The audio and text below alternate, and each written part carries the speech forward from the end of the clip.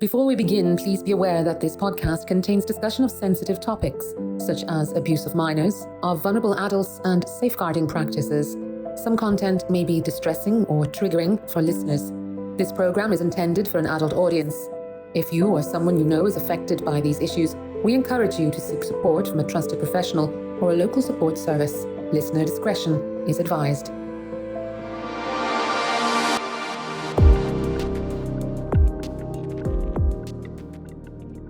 Welcome to this fourth episode of Inside Safeguarding, the official podcast of the Pontifical Commission for the Protection of Minors.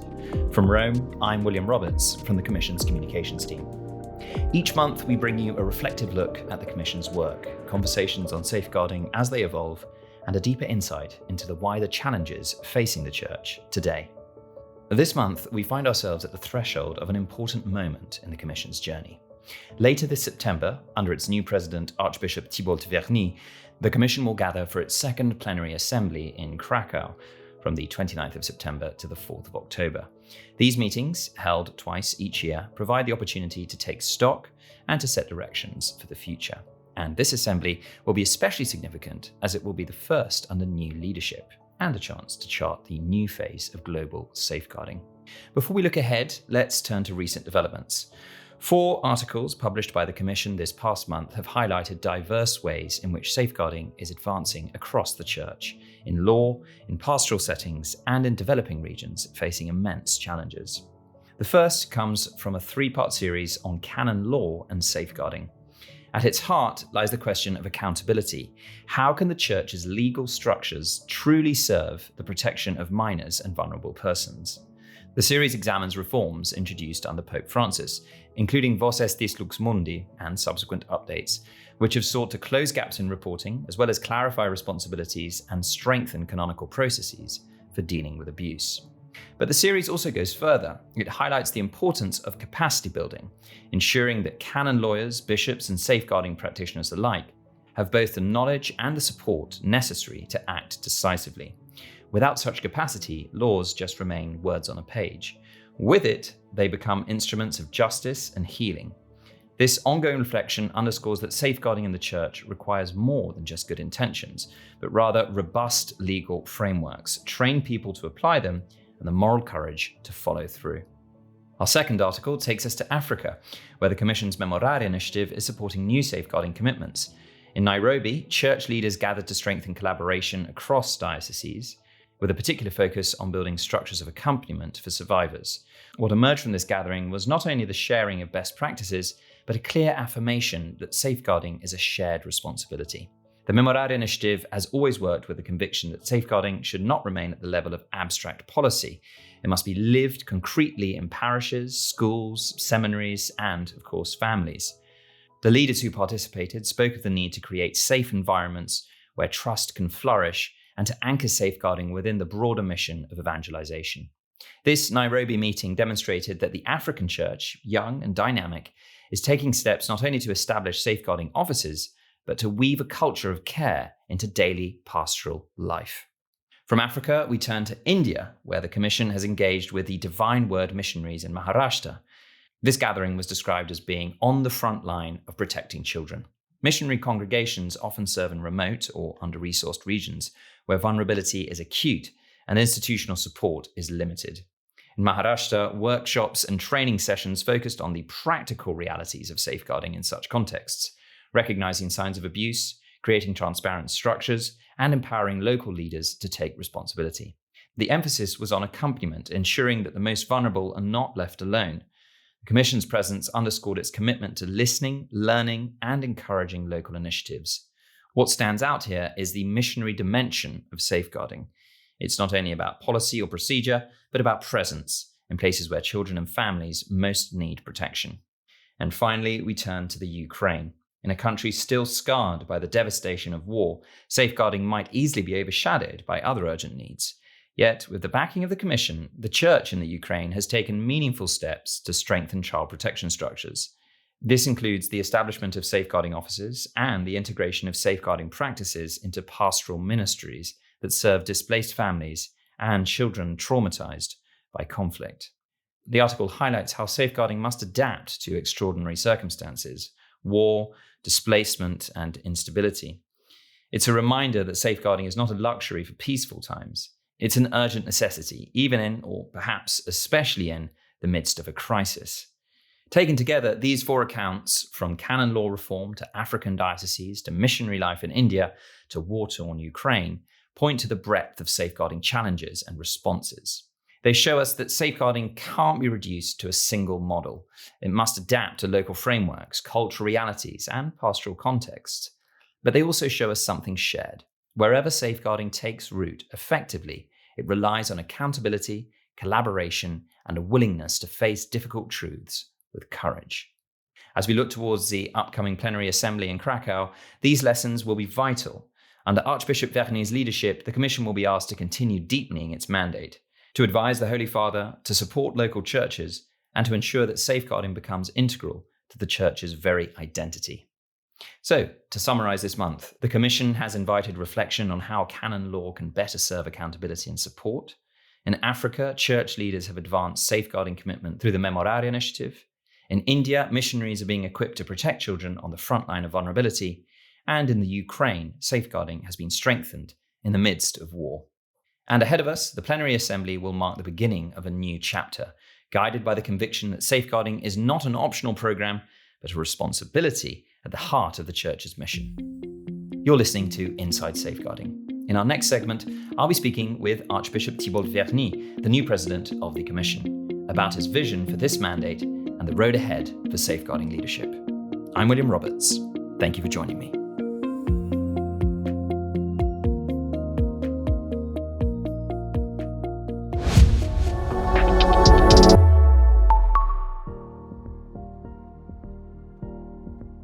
In the second part of this episode of Inside Safeguarding, we're joined by Archbishop Thibault Verny.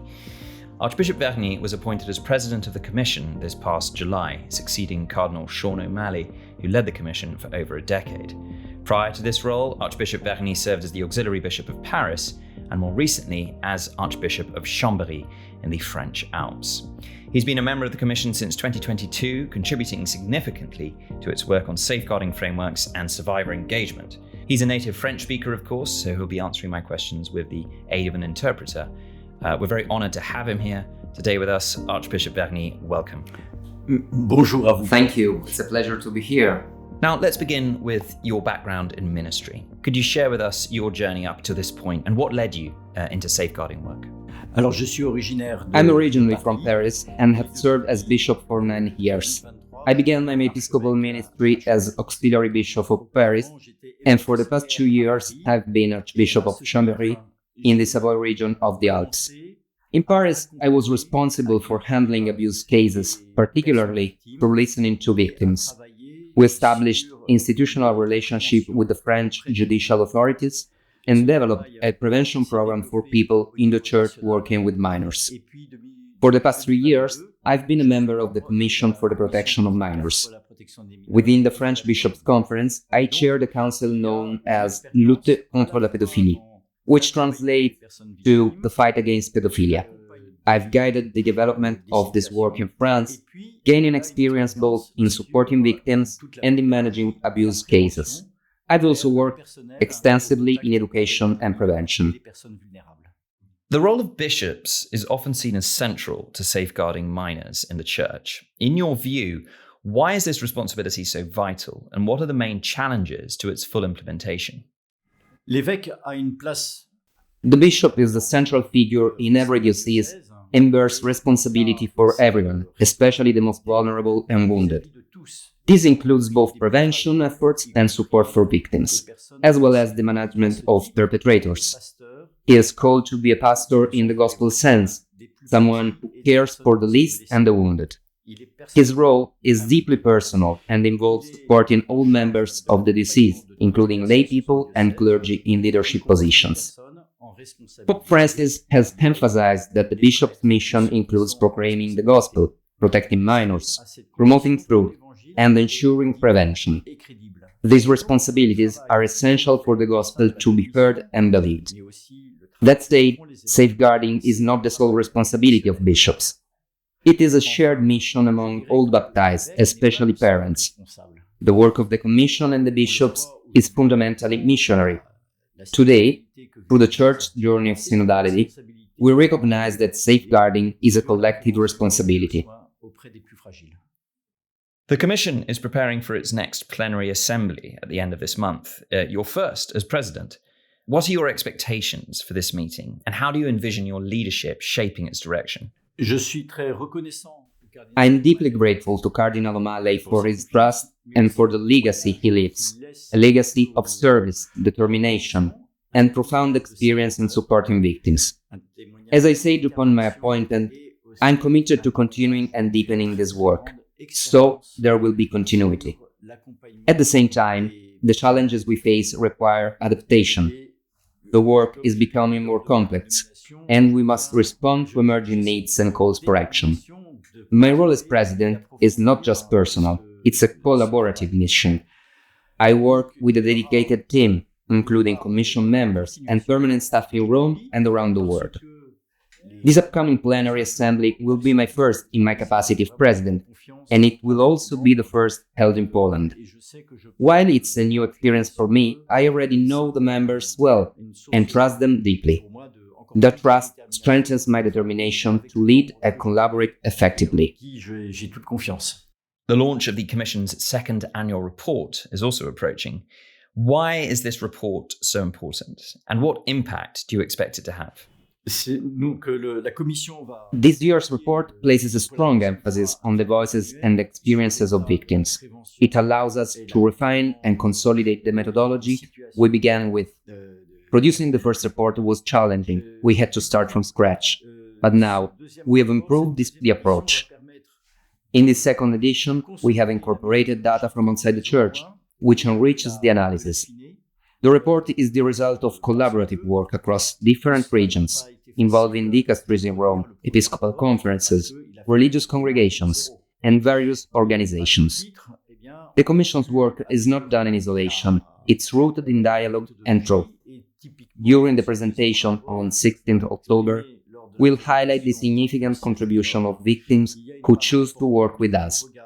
We are deeply grateful for their trust and insights. Their perspectives are central to this report's impact.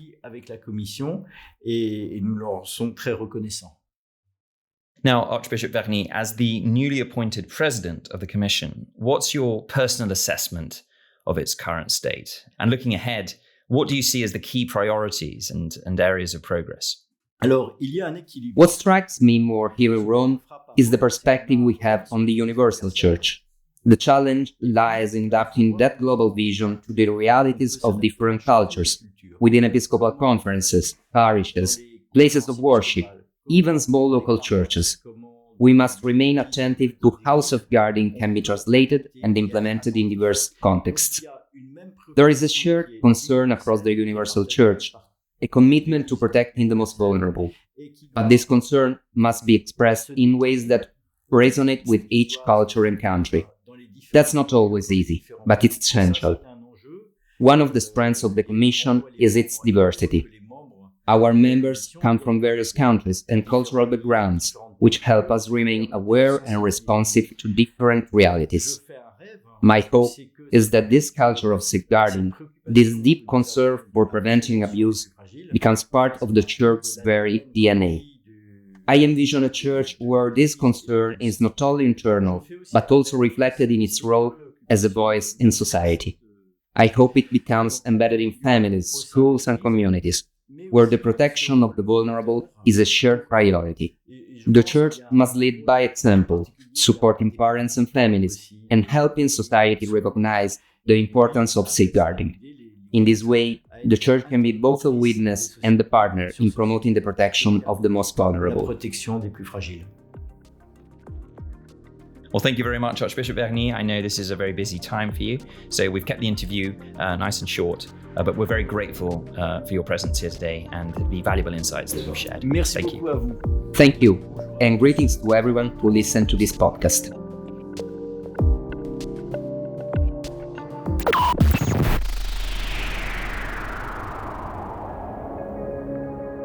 And now, as part of each episode of Inside Safeguarding, we'll take a few minutes to focus on one section of the Commission's annual report.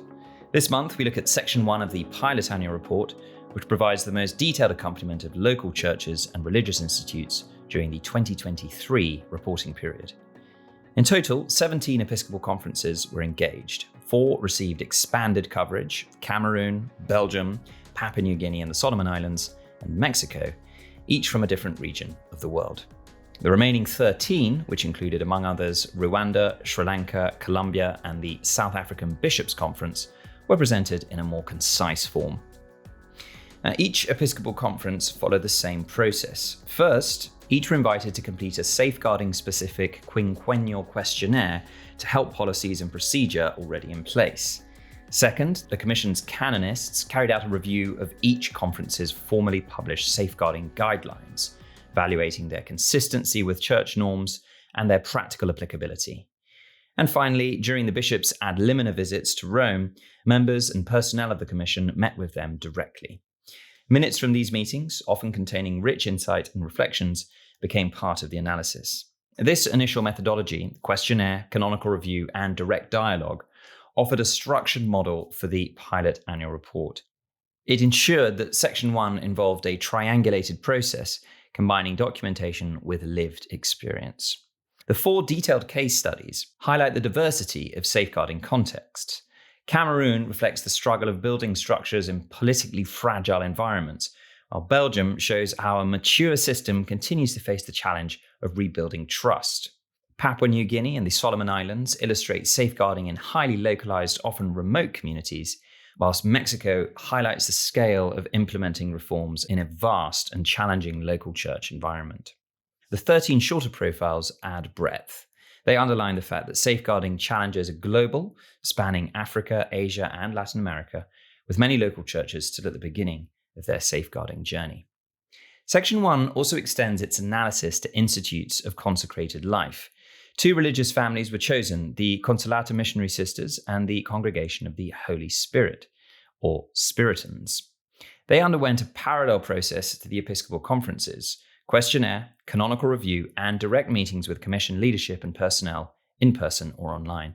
This ensured that the distinctive realities of consecrated life, often at the forefront of pastoral work in schools, missions, and healthcare, were not overlooked. The decision to include religious institutes is crucial. Many of the most direct encounters with children and vulnerable people happen through the ministries of religious congregations. Their safeguarding structures must therefore be robust and credible. What emerges from Section 1 is more than just a snapshot of the past year. It sets a precedent, because by adopting a consistent methodology, the Commission has established a framework that can be repeated annually. Over time, this will allow comparisons across years and regions, highlighting both progress and persistent weaknesses. Importantly, it also offers the Commission a systematic opportunity to make specific recommendations to the various Episcopal conferences and religious institutes that it covers. With this continuous methodology, the Commission will be able to track action and implementation of these recommendations at the local level over time. It also underscores a wider truth: safeguarding can't be directed solely from Rome. It must take root in each local church and each religious institute, shaped by culture, strengthened by resources, and owned by leaders. Let's not forget, the Commission's role is to accompany, not to replace, to offer guidance, evaluation, and encouragement. The pilot annual report shows that such accompaniment is possible. The task now is to ensure continuity, embedding this rhythm of accountability into the ordinary life of the Church. And that brings us to the end of this 4th episode of Inside Safeguarding. Over the course of each month, we'll continue to follow the Commission's work, speak to those engaged in safeguarding on the ground, and take time to reflect on the wider journey towards accountability and change. If you'd like to read more about the topics we've discussed today, or explore the Commission's latest articles or the annual report in full, you can visit us at tutelaminorum.org. You can also subscribe to this podcast on Spotify, Apple Podcasts, and YouTube, where future episodes will be published regularly. Thank you for listening and for taking the time to stay connected to these conversations. I'm William Roberts. Until next time.